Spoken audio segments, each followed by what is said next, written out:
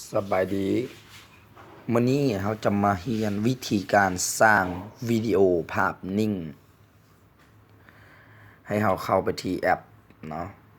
ตัวเสือเนาะนี้เนาะคลิกเข้าไป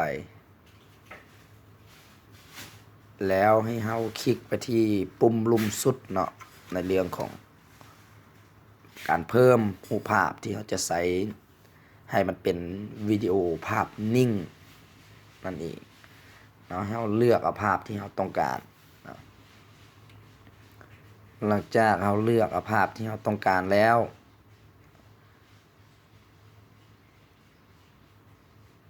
หลังจากนั้นก็ขึ้นอยู่ที่เราว่าเราจะเลือก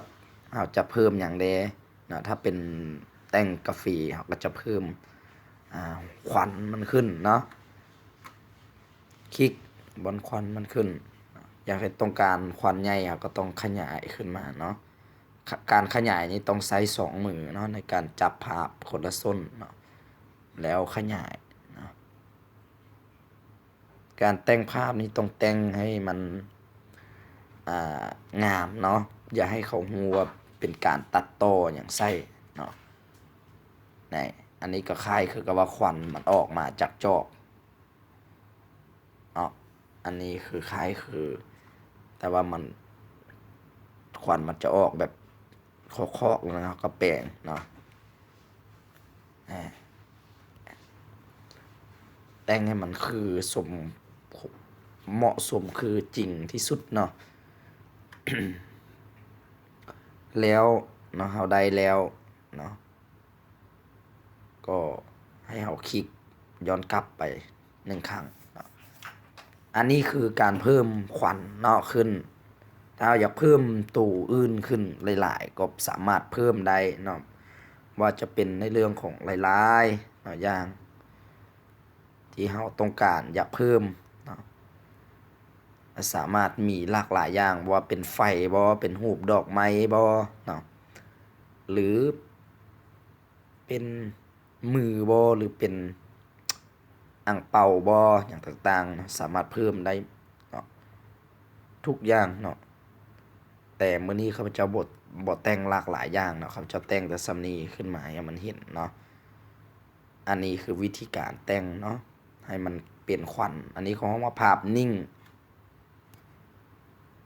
แล้วเราก็คลิกตัวปุ่ม